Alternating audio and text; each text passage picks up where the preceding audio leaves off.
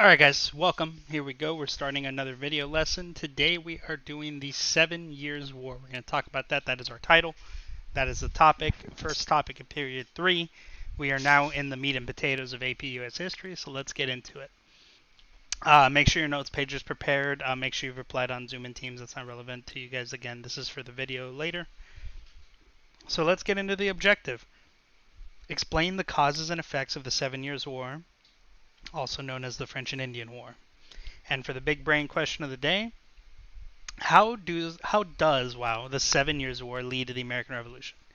So let's get into it. Now, take a second and look at all these titles. The 7 Years' War, the First World War, the French and Indian War, the Third Silesian War, and the Pomeranian War. These are all the same war. It's the 7 Years' War. It's the one that we're going to talk about today. Winston Churchill famously called it the First World War because this is actually a worldwide conflict, and it lasts a little more than 7 years. Most experts say it lasted 9, so that just adds to complicate things a little further. So the 7 Years' War, the recorded session, like I said, we already got into the objective. Let's get into the first key point. And the first key point says colonial rivalry intensified between Britain and France in the mid-18th century, as the growing population of British colonies expanded into the interior of North America. This threatened French and Indian trade networks and American Indian autonomy. So, what happens here is as the British continue to expand and expand and expand and expand, like the British are one to do, France starts to feel threatened because French, again, they're not really there to live. More and more French are showing up every year, sure, but they're more interested in this trade networks that they have, right? Those furs, beaver furs, skins, all that good stuff. So what happens is there's going to be more and more like issues and conflict and arguments, and eventually all these are going to blow up. So let's get into where those conflicts originate and start to blow up, shall we? So first things first, let's talk about causes of the conflict. So the Ohio Company, because again, Americans are great at naming stuff, so the Ohio Company starts to distribute land grants to the British to British colonists in the Ohio River Valley, which is this striped area right here. All right, this striped area, let me see if I can start marking this up, is known as the Ohio River Valley. There we go. Right around here. So because land is going to be distributed here to the British, they're going to walk in here and get into conflict. Natives aren't okay with it because natives don't think of land as something that can be owned, right? So the British go to the French, hey, French, help us out here. And the French are like, nah, we're not helping you. And then, one thing leads to another, and you get this young 21-year-old colonel named George Washington. And he has troops that march up to French forts and are like, hey, do something. And it's not exactly known for sure, but it's believed that Washington's troops fired the first shots. These are colonial militias organized by him. And so the war will begin, and it is said that Washington kind of starts it. So let's move on to the next slide, shall we? If you need that time on this, go ahead and pause, because we're going to move on to the conflict itself. So, not kidding when I say this is a worldwide conflict. There will be fighting in Europe. There will be obviously fighting in North America. There will be fighting as far away as India, all across the oceans here, all into the oceans, and there will be fighting a little bit in the Indies. So all those little lines and dots and dashes and stuff that I made is where there will be fighting. It's all over the world. Countries like Prussia, which is old Germany, the center core of Germany, Austria will get into the fighting along with the French and the British in Europe. You will have fighting over colonial possessions in North America, in India, and in here, in the Caribbean and West Indies. And the British will adopt a strategy that is known as the Blue Water Strategy. It's their plan for the last few hundred years. And essentially what they're going to do is they're going to use their navy, the largest, best navy in the world, to fight these battles for them. They're able to get troops across places much faster and destroy French navies, or French fleets, which is exactly what happens, right? So there's a lot of fighting and all this blue stuff. So that is something to keep in mind. Over time, so initially, though, when the fighting starts, especially in North America, the British are just losing. They're losing bad. They're getting their butts kicked everywhere. But over time, the British strategy will pay off. Plus, their only buddies in this conflict, Prussia, is a pretty good buddy to have if you're going to be fighting a land war in Europe, because Prussia's really good at fighting land wars in Europe, and they're really good at beating up the Austrians and the French. Um, One thing to note about wars during this time period, it's a really weird time period for wars. The era of the Enlightenment, right, is all in the air. It's literally called the Enlightenment. People are thinking they're enlightened. But nations fight wars all the time for minor reasons, right? Like, hey, I want that land over there. Ah, you disrespected me. War. And they're not as big of a deal as, war is always a big deal, right? Especially the people fighting in it. But they're not as big of a deal to the normal people as they would be later on when you get into the world wars and when you get into like these mass conscription armies. Um, the armies are relatively small, a couple of thousand, couple hundred thousand, all trained professional soldiers fighting in these armies. And what that means is, one, of course, they're expensive, but wars are always expensive.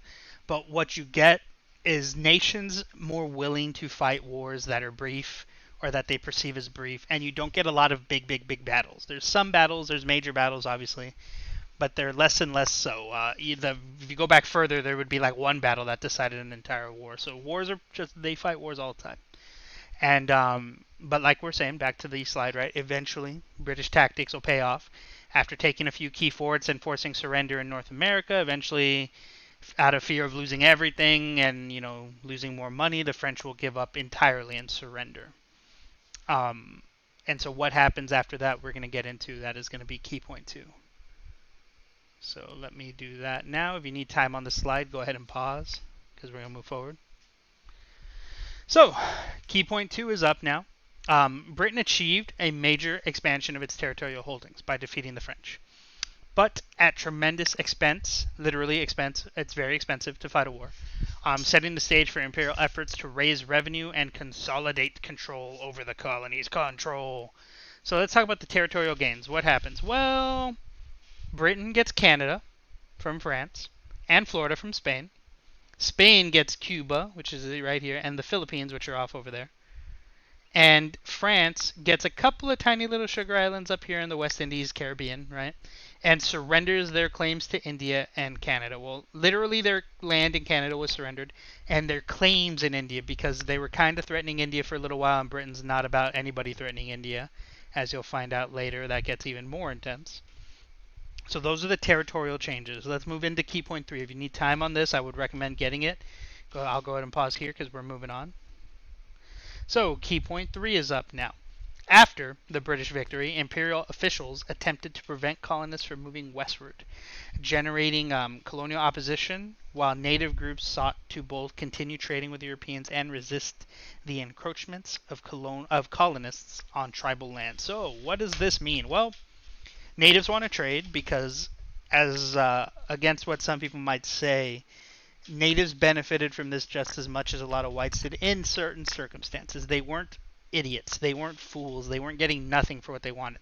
They were getting what they wanted, which the Europeans had a lot of, like guns, gunpowder, supplies, horses, and they were giving what they didn't really need or what they had a lot of, like animal furs and things like that. The problem is they're losing tribal lands, and after this conflict, they're going to be left with just the British, and the British are kind of the worst. So let's talk about why, right? So the natives after the conflict, the biggest losers, I use air quotes because when I say losers, I mean people who are going to suffer the most after this conflict, are going to be the natives. They're going to suffer the most because of this. Again, now they're stuck with just the British. The French are gone. Pretty much everybody else is gone from North America. And the British are kind of the worst. The natives who fought with the French are treated way worse than the ones who fought with the British, but even the ones who fought with the British are going to end up losing in this eventually. There will be a chief named Chief Pontiac who will lead a rebellion or a war, because, it's called, depending on who you ask, Pontiac's War, Pontiac's Rebellion. I would lead them towards war, but that's just me. Against the first few British settlers, killing a bunch, leading Parliament to make a decision. So Parliament will make a decision based on this conflict with Pontiac, Chief Pontiac, and they will decide something that is going to see what I did there? Infuriate and upset the British colonists. What are they going to do? Well, they're going to establish the Proclamation Line of 1763. So if you needed that other slide, go back to it. Again, don't get a more word, but you do need to know about Pontiac. You need to know about how the natives were treated after. The proclamation line of 1763 is super important, though.